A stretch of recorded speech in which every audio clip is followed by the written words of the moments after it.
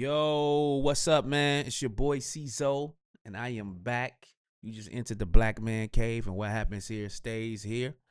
Um, don't forget, if you rock with your boy, I need you to like, I need you to subscribe, I need you to share this video because I'm back, and I promise to be more consistent, drop more episodes. I'm gonna be locked in this season, but nevertheless, man, I'm back. You enter the Black Man Cave. What happened here stays here. And y'all know the reason I'm back. We got basketball season coming up right around the corner. I think it's the first game is on the 21st. Yeah, first game on the 21st. And I think it's the Rockets versus the Thunder. That's going to be a great game. That's going to be a great game. I'm here in Houston. And, the Rockets made a big move this year. They traded for Kevin Durant. They also picked up Clint Capella. That's how you say the nigga name, Clint Capella. They also picked up Clint Capella, but they traded away Jalen Green and Dylan Brooks, the number 10 pick. But the biggest question right now is because we also got some sad news for the Houston Rockets. Is starting point guard, their star starting point guard. I would say he's a star. Fred VanVleet. I can't never pronounce that nigga name right, but Fred VanVleet. He's out with an ACL injury, man, and he's a valuable piece. The Rockets was second seed last year. They won 52 games, second seed in the West, in the Western Conference. They lost in the first round to the Warriors, but you can tell, they pretty young. They one of the youngest teams in the NBA. I mean, that ain't no excuse, but I think this year having a player like Kevin Durant, it's unfortunate for the Fred VanVleet injury, but I know they can get past the first round. A lot of people was questioning, can the Rockets make the playoffs? Honestly, I think they still can. Like, they have a pretty deep roster. Like, let me just pull that up really quick. Let's take a look at these young boys over here in Houston. Outside of Kevin Durant, like, let's just look at the pieces they got. I'm not even going to construct the team from position wise because I know they still got to figure things out. I honestly think Amen Thompson can play the point guard, but I'll get back to that. Let's just look at the pieces outside of Kevin Durant. They have Amen Thompson, Dorian Finney-Smith, Jabari Smith Jr., Steven Adams. I said Steven Adams, Reed Shepard, Tari Eason, Jabari Smith Jr., Alperen Sengun, who I think could be an all-star this year, and Clint Capella. Like, you tell me Ime Udoka can't make that team go to the playoffs, you crazy. As long as everybody stay healthy, that's the biggest part. Long as everybody stay healthy. I know Fred VanVleet is a valuable piece, but to be honest, I think Amen Thompson can run the point. And then Reed Shepard was a lottery pick. He didn't really get an opportunity to shine. You know how injuries go. It's unfortunate for Fred VanVleet again, who's a champion, who's a veteran on this team and a leader. But this could be Reed Shepard time to step up. Reed Shepard, lottery pick. He got drafted higher than Amen Thompson. Amen Thompson got drafted fourth. But I mean, that was in 2023, 2024. That was the rookie year for Reed Shepard. I think with this opportunity, I think he gonna ball out. I like Reed Shepard. He is a very high IQ player. So I can see the Rockets still getting there. Honestly, I think all the teams in Texas is gonna make the playoffs, in my opinion. I feel like if we go, let's look at the teams in Texas. We got the Mavericks. Let's look at their roster. The Mavericks got Kyrie Irving, which he probably won't be back soon, but he's coming back. They got Anthony Davis. They still got the two other bigs, Daniel Gafford and Derek Lively. So they basically got three centers in rotation. So that elite rim protection. Then they picked up D'Angelo Russell as a backup point guard. They got they got a whip, man. They got Clay, PJ Washington, um, and they got the number one pick. I don't know. I don't. I should have said that first. They have the number one pick, Cooper Flag. Like everybody gonna be watching to see what that kid does. So I definitely think the Mavs can make the playoffs too. So that's two Texas teams that I think can make the playoffs. Then we gotta go. We gotta go to San Antonio. We gotta go to them Spurs boys. Now I know they won 38. They won 34 games. That was a huge increase from the previous season. I feel like Wemby was really coming into himself.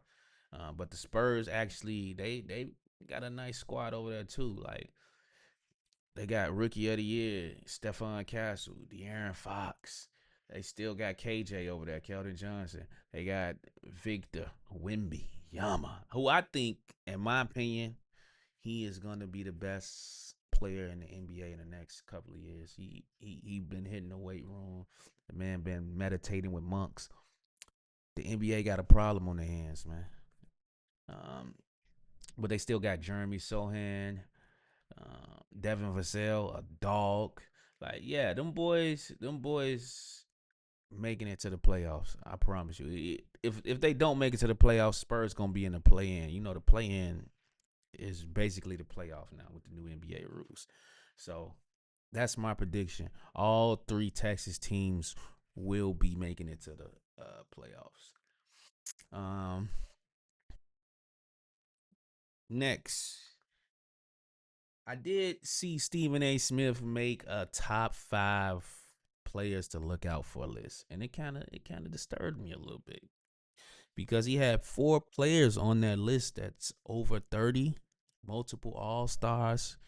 Like, why do we need to look out for them? Their legacy is already cemented. Let me just name the players. I mean, I won't say legacy is cemented. I mean, Kevin Durant was one of the players. His legacy is cemented for sure.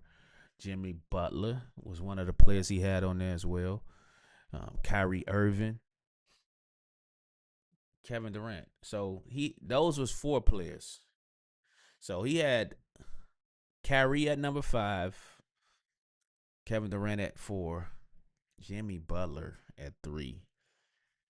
He had Luka at 2, rightfully so. Luka is 21 years old, so I think Luka is. I said 21. I'm my bad, man. 21 is crazy. Luka is not no fucking 21 years old. He's in his 20s. That's what I meant to say. He's in his 20s, not 21 years old. Um, my boy in his 20s, and right now the Lakers getting spanked right now by the Warriors. But it's okay. It's a preseason game. You know, football. It's football season, man. Nobody's watching the preseason right now. Football taking over everything. But Luka's 26 years old. Um, and this is, I would say, Luka is definitely uh who we want to watch out for. I feel like even though the numbers might say it, the Lakers was in the third seed. You know, we got the trade. The trade came out of nowhere, but Lucas averaged 28, 8, and 7, and we would say that's. I mean, the stats is crazy, but I feel like that wasn't one of Luka better years, to be honest. Um, he wasn't healthy. Now he has lost weight. Um, Came back looking a lot slimmer. He haven't played in the preseason yet. I mean, I really don't expect him to. I don't want him to because I don't want to risk him getting an injury. But yeah, I think Luka is definitely a player you should watch out for. I feel like Kevin Durant. I get it. This is a new team, the Rockets. It's gonna be exciting to watch. I would on that team if we talking about players to watch, I want to see. I want to watch out for a man Thompson. I think we should start embracing the younger generation of the NBA, the younger players. I feel like a man Thompson can have a breakout year. Like you saw what he was doing last season. Like I feel like him and his brother, like two of the greatest defenders in the league. So and then man, he got 0-2. I feel like he can run the point. In my opinion, I think he should be playing point. Think about it. The two best point guards in the NBA is 6'6" and 6'7", and they're in the same conference. So he got to see them multiple times. And he's gonna be the one guarding them. Don't don't without a doubt, especially since they don't have Dylan Brooks anymore. They might try to throw um, Dorian Finney-Smith on one of those guys, but I'm guaranteed. I would rather a man Thompson guard him. He's the better defender. He's younger. The man's 22 years old, 6'7", 200 pounds, all muscle. Shorty a dog, man. Like, let's look at his numbers last season. 14 points, 8 rebounds, 3 assists. They was second in the league. Like they was second in the league, and the Rockets had so much talent. They was kind of like the Magics a little bit. The team is stuffed with talent, so everything is getting spread out evenly. The points, rebounds, and assists. But I think with Van Fleet being down, because let's look at Van Fleet numbers. Let me just pull up Van Fleet numbers. I think with Fred Van Fleet being down, I'm butchering that man's name horribly. Like, let me get back to them boys. I'm butchering that man's name horribly, but yeah, I think with him being down, the starting point guard being down, I feel like that's more buckets for the rest of the team to get. They just gonna have to step up. I feel like Reed Shepard gonna do his thing. Let me pull up my boy Van Fleet numbers. 14, 3 assists. 3 rebounds, 5 assists. Like, see, I can go to everybody numbers. All of them look similar because they had a well-rounded team. Look at Jabari Smith Jr. gonna be coming off the bench. 12.7 rebounds. Like, Jabari Smith is a dog, bro. Like, oh no, man. Rockets gonna be nice. I got the pleasure of seeing them guys live, and 2 years ago, I actually saw KD play the Rockets when he came. He was playing for the Suns, but I think he had a triple double that game. He had a career high assist. I think he had 11 assists at the half. It was a hell of a game, but yeah, Rockets still is going to make the playoffs for sure. For sure, the Rockets are still making the playoffs. Long as everyone's healthy, they got a great coach. They got a Hall of Fame player in Kevin Durant, and they got a bunch of young pieces. Then, like, not to mention, they got a 3 center rotation too. Like Sangoon, oh my God, I didn't even look up his number. He's the best player on the team outside of Kevin Durant. Averaged 19 points, 10 rebounds, and 5 assists. Baby Joker. Yes. The Rockets are in good hands, my guy. We ain't got to worry about the Rockets. Moving on. Watching the Lakers tonight. This is preseason game, so we don't count this shit. You know what I mean? The preseason don't count. Nobody's really watching the preseason and thinking like, oh man, this team gonna make it to the championship because they kill it in the preseason. No, that's not how it works. People usually tone it down. Like, so we'll see when the regular season start. I definitely think DeAndre. I don't. How can I say this? He's definitely some of what the Lakers needed. It just depends on his mentality because he got the talent for sure. Like looking at his last, he been in the NBA since 2018, 7 seasons, 7 seasons straight, average double doubles. Haven't had a season where he averaged under 10 rebounds. That's a traditional big man. Like haven't had a season where he averaged under 14 points. We was third seed with Jackson Hayes as our starting center. What do you? Then Vando was out most of the season. Like we got Vanderbilt. We got a nice rotation. We got Vanderbilt. We got DeAndre Ayton and Jackson Hayes, Rui. Lakers gonna be alright, man. Um, yeah, we got better for sure. Got better for sure. Still got Luka. Still got Bron. I think DeAndre Ayton's biggest problem is he had main character syndrome. Like he was over there with CP3 and Book. He was killing. They made it to the finals in 2021. They won the first two games and lost two games in a row. The nigga literally disappeared. I think it's because of him and the coach, Money Williams. They wasn't getting along. So yada yada yada. He ended up in Portland. And Money Williams ended up on the Pistons with one of the highest salaries from a coach. But then the nigga got fired. And they still gotta pay him. Still gotta come off that guap though. Yeah, that's pretty much it. The news right now. Around the league. I still think OKC right now they the best team in the league, man. They got everything.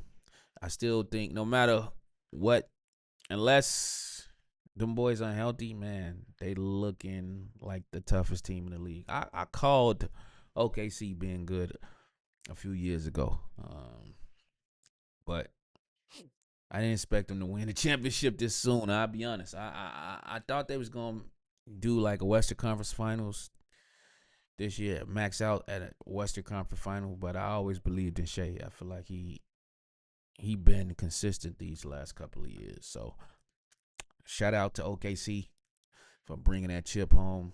Get well soon to my boy Tyrese Halliburton. But yeah, man. I'm looking forward to the NBA season.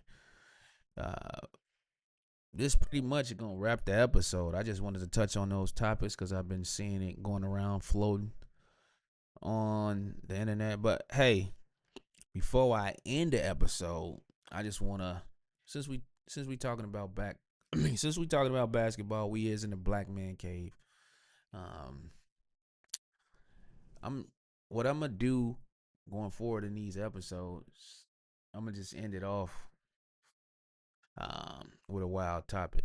So I'm gonna do a category like rating things in my opinion. Like what's the best of something? What's the best of this? What's the best of that? Today is gonna be the top 5 basketball movies, and I know it's a lot of them. It's a lot of good ones.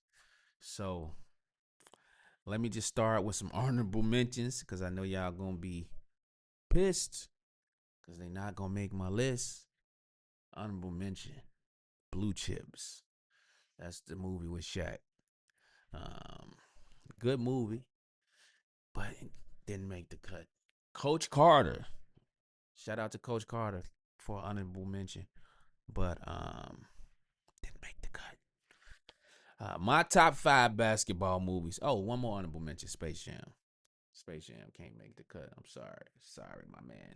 No Space Jam. The LeBron one was trash. The Jordan one is for nostalgic purposes. Was one of my favorite movies as a kid, but to be honest, it's a fucking cartoon movie, bro. Like I love it, but I can't put it with these movies. At number 5, since this is a newer movie, but I think it was a great movie to showcase like the grind it takes to be a player from overseas to make it to the NBA, uh, or an undrafted player making it to the NBA because you don't have to be from overseas to not be drafted and go play overseas. I think Hustle with Adam Sandler and I can't pronounce that kid name, but um, he did a great job. Even if he never acted before, I mean he did a hell of a job in this movie, man. Juancho Hermagomez. I might be. I've been butchered a few names this episode, so don't hold it to me. Juancho Honcho Hernan Gomez. Adam Sandler, Queen Latifah, Ben Foster. It was a hell of a movie, man. I loved Anthony Edwards' role in this movie. He was talking crazy, the dude. Man, I always go to because I watched this with my son. I remember when it came out in 2022. My son was playing ball. I always tell him like, you see, because he got a high temper too. So I let him know people gonna try to get into your head to throw you off your game. But hell of a movie. I love Hustle. That's number 5 for me. Um, at number 4, I gotta go. White Man Can't Jump, man. I love Wesley Snipes and I love Woody Harrelson. A lot of people probably rate this higher. And I also love Rosie Perez too, man. I think that was a great combination in this movie. The man kept gambling, losing his money. But them boys was hooping. I know this ain't an NBA movie. This is street ball, but them boys was hooping, man. Wes was hustling the man. And then I like how they came together at the end. I think that was a great movie. Um, like they slept on Woody Harrison. I mean, but the dude could ball, and him and Wesley Snipes made a good duo, man. Good duo. White Man Can't Jump at number 4. At number 3, I know a lot of y'all slept on this movie, but not me. One of my favorite actors from Chicago, and I always got to give him a shout out because he one of my favorite actors. I really want to put him on the wall back there. But my dog Wood Harris. Um, this is Above the Rim at number 3 for me. Above the Rim. I love Above the Rim, man. Pac was in that joint. Dwayne Martin, young, he hitting his moves. Getting mad at my man's David Ruffin from the Temptation, Leon. The man was cooking them. The man used to be at the court hooping with no ball. Then you got Bernie Mac in here. Like, man, Marlon Wayans. This is a classic movie. Above the Rim, number 3, man. I love that movie. Had it on DVD, man. It's a classic. I almost wanted to put it at number 1. No, that's how much I love that movie. But I can't. I can't deny other great movies. Number 2. Number 2. I gotta move on to number 2. Number 2. We gotta go with Quincy McCall, man. Quincy McCall and Monica. Yeah, this Love and Basketball, man. Number 2. A great movie, great love story. Um, I love that movie so much, man. I like how they ended up being neighbors, ended up being best friends, ended up getting, having making a family. Dad was in the NBA. She was Quincy McCall, dad was in the NBA. Oh my Epps. Then so now later, I don't know, man. In the 2000s, late 90s, 2000, I feel like that was like a cultural cult classic. That's like a classic black movie. So Love and Basketball got to be number 2. I know some people got that number 1 on their list, but yeah. And this reminds me. Side note, this reminds me. This is the perfect movie to describe. I ain't gonna say to describe because it's not the same, but it feels like this that Asia Wilson and Bam Adebayo type of relationship, man. I know they ain't grow up together and all that, but I can see them being competitive, and I would want to see them play 1-on-1. I think that'd be dope. I know Bam probably would destroy her though, so um, yeah, it's the truth. Uh, number 1 on the list, man. Y'all should know what number 1 is, man. Jesus Shuttlesworth. He got game, man. Denzel Washington, Ray Allen, uh, Rosario Dawson. This is when Spike Lee was in his prime. This was prime Spike Lee, man. Like Jay Shuttlesworth, man. He being like I feel like I'm a tough dad to my son sometimes. He was just trying to teach him to control his anger. Don't get mad and don't crash out. But in the middle of teaching him not to crash out, he crashed out and accidentally killed um his wife. He got sent to prison for that. The storyline was so cold, man. I ain't gonna spoil it for anybody who never watched it. Just watch that movie, man. He got game #1, greatest basketball movie of all time in my eyes, guys. So, and I think that was a great way to end this episode, man. Um, if you like the content, you like what you saw today, feel free to like, subscribe, and share this with your people, man. If you rock with me, you entered the black man cave. Now you must exit. I don't know what you, I don't know where you gonna go, but you gotta get the hell out of here. You dig? Peace out.